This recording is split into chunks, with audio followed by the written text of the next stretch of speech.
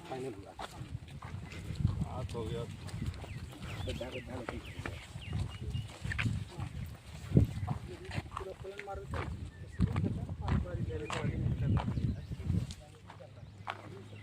Planting करना है। ठीक है, सही वाला ग्राफ वाला से करवा देंगे। आज पेमेंट देना कितने करने वाला जाएगा पहले बना हुआ है, कोई बात नहीं।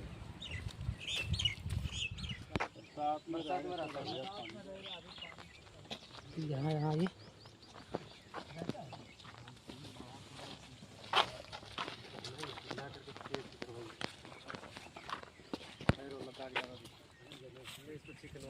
कैसे फिर से पेंटिंग करेगा। एक बोरा सीमेंट में सब काम हो जाता है जितना था। जहाँ जहाँ पैचिंग करना था नहीं एक बार सीमेंट नहीं रख लिया सर, थोड़ा सा एक ही बोरा थी यार, उससे ज्यादा नहीं। झाझा ब्रेकिंग न्यूज आप देख सकते हैं। इस वक्त हमारी उपस्थिति पेरगाहा गांव में। आपको बताना चाहेंगे ये पूरा जो क्षेत्र आप देख रहे हैं ना, ये पेरगाहा गांव है। लेकिन यहाँ आज मनरेगा के अधिकारी जो हैं पीओ सर सुशील कुमार के द्वारा जो जब से आए हैं, वो आते हैं अधिकारी, कई आते हैं और कई चले जाते हैं, लेकिन ये सुशील कुमार सर जब से आए हैं यहाँ आपको विकास ही विकास देखने को मिलेगा। आज बताना चाहेंगे, आप देख सकते हैं ये वॉलीबॉल का मैदान खुला है।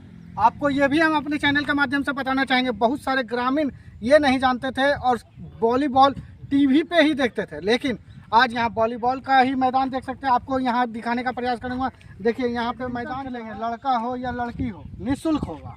आपको ये भी बताना चाहेंगे लगातार कई कार्यों में। और आपको ये भी बताना चाहेंगे, जब हमने बात की है मनरेगा पीओ से, उन्होंने हम लोगों को कहा है कि बहुत जल्द यहाँ पे एक पार्क भी देने का काम करेंगे। और ये जो एरिया आप देख रहे हैं चारों तरफ से यहाँ पे बाउंड्री वाल भी होगा। देखिए क्या कुछ कह रहे हैं मनरेगा अधिकारी। देखते रहें झाझा ब्रेकिंग न्यूज़ से डिस्की गुप्ता।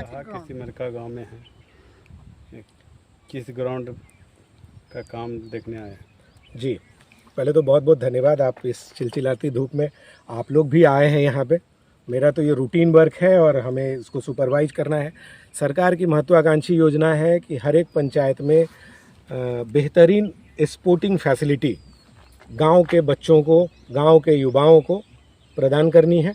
उसी के तहत मनरेगा योजना से सभी हमारे झाझा प्रखंड के सभी 20 पंचायत में और जमुई ज़िले के सभी 152 पंचायतों में खेल के मैदान का निर्माण कराया जा रहा है। उसी संदर्भ में आज झाझा प्रखंड के पैरगाहा पंचायत में मैं आया हुआ हूँ। यहाँ पे ये सिमरका गांव है, यहाँ पे बास्केटबॉल का और बैडमिंटन की कोर्ट की ढलाई और पेंटिंग वगैरह का काम हुआ है।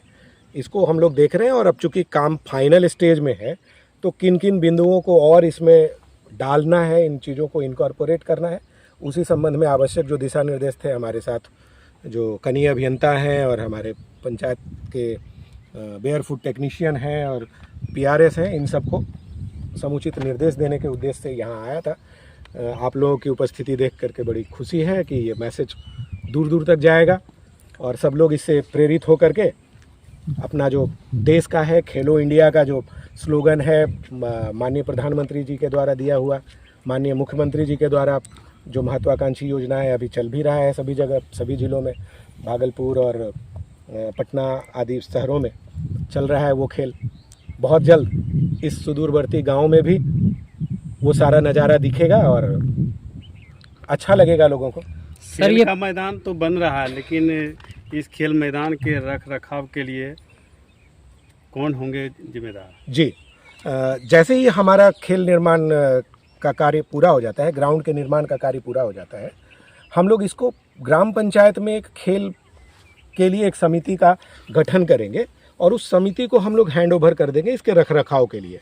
जैसे बॉल है, बैडमिंटन के लिए रैकेट और कॉर्क आदि की व्यवस्था, तो वो सारी चीज़ें ग्राम पंचायत के द्वारा जो वो समिति होगी स्पेसिफिक इसी कार्य के लिए, वो समिति उसको देखेंगे। ऑफकोर्स हमारे जो पंचायत रोजगार सेवक है जिन्होंने काफ़ी पसीना बहाया है इस बियाबान टाल जैसे क्षेत्र में इस तरह की चीज़ को डेवलप करने में, वो इसको कंटिन्यूअसली मॉनिटर करेंगे और हम लोग भी जब कभी आएंगे तो इसको कंटिन्यूअसली मॉनिटर करेंगे।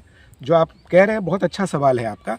किसी सिर्फ चीज़ों को बना देने से काम नहीं होना है, जब तक इसका प्रॉपर इस्तेमाल नहीं होगा तब तक ये सफलीभूत नहीं माना जाएगा। सर तो हम लोग उसके लिए भी अग्रसर हैं और वो भी कराएंगे। सर ये देखा जा रहा है कि पर्यटकों के लिए भी एक अच्छी जगह है सर, तो इसके सुंदरीकरण को लेकर और क्या कुछ इसमें कमी है जो आप और होनी चाहिए पर्यटकों के लिए? विशेषतः हम इसी उद्देश्य से आए थे। ऐसे तो हमारे पास मॉडल प्राकलन था जिसमें 4 sporting facility, basketball, badminton, volleyball और रनिंग ट्रैक, जी ये 4 चीज़ बनाना है और ये सब जगह इनवेरिएबली बन भी रहा है सभी 152 पंचायतों में। उसके अतिरिक्त हम लोग और क्या जोड़ सकते हैं, जैसे चारों ओर से प्लांटेशन करना, दर्शकों के लिए या जो यहाँ पे आने जाने वाले लोग हैं उनके बैठने की कुछ व्यवस्था, पास में एक जोर है उसमें कुछ पानी की व्यवस्था हम कर लें। जी तो ये सब कुछ और एडिशन हम क्या दे सकते हैं, इसी चीज़ को देखने बेसिकली मैं आया था। और तो अभी एक प्लानिंग स्टेज में है, जैसे ये पूरा होगा, अभी तो आप एकदम से मिडिल ऑफ द क्रिएशन में आप आए हैं, तो आप जैसे पूरा होगा उस समय भी इसकी रूपरेखा आप देखेंगे, तब आपको लगेगा कि अच्छा वास्तव में ये सोच थी जिसको हम लोग इम्प्लीमेंट करने आए। खेलो इंडिया के संदर्भ में हाँ। यहाँ के कितने बच्चों को प्रोत्साहन दिया जा रहा है या डेवलपमेंट के लिए किया हम लोग इसको जो निकटवर्ती गांव है उससे, जो निकटवर्ती स्कूल है उससे सबसे टैग करेंगे।